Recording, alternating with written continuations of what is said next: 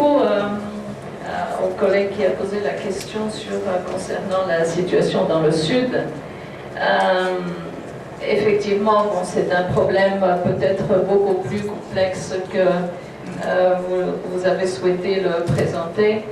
Et si vous connaissez bien les réalités du Sud, comme vous le mentionnez, vous savez peut-être mieux que nous tous qu'il s'agit de problèmes structurels très profonds et de problèmes qui persistent dans cette région depuis des décennies. Problèmes liés d'abord aux aléas climatiques auxquels est touchée la région, à des problèmes culturels, à des problèmes de manque d'infrastructures et je dirais à l'extrême d'abandon de cette région pendant des décennies.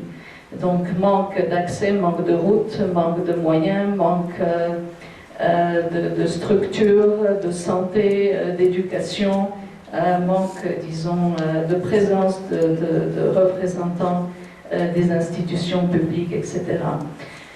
Donc, dans une situation aussi complexe, bien évidemment, les travailleurs humanitaires ne vont pas résoudre les problèmes structurels qui se présentent dans cette région. Et l'assistance humanitaire, y compris l'assistance alimentaire, ne va être, disons, donnée à la population que dans les cas qui sont vraiment justifiés.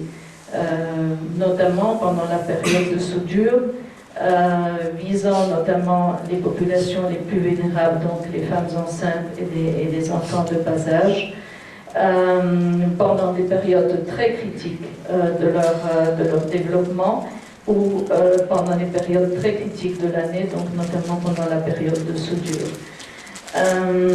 Bien évidemment, nous souhaiterions tous que la région bénéficie de beaucoup plus d'attention, de financement, d'investissement et de présence d'autres partenaires.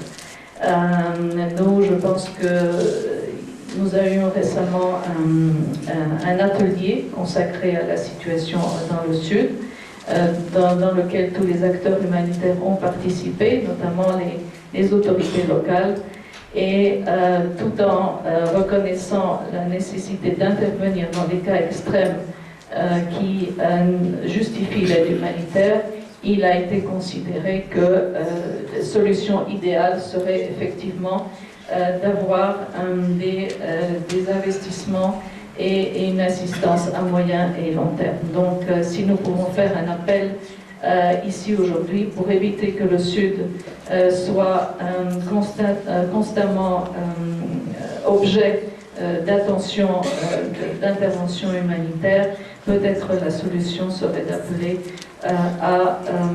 à faire bénéficier cette région de plus d'attention en termes aussi de développement.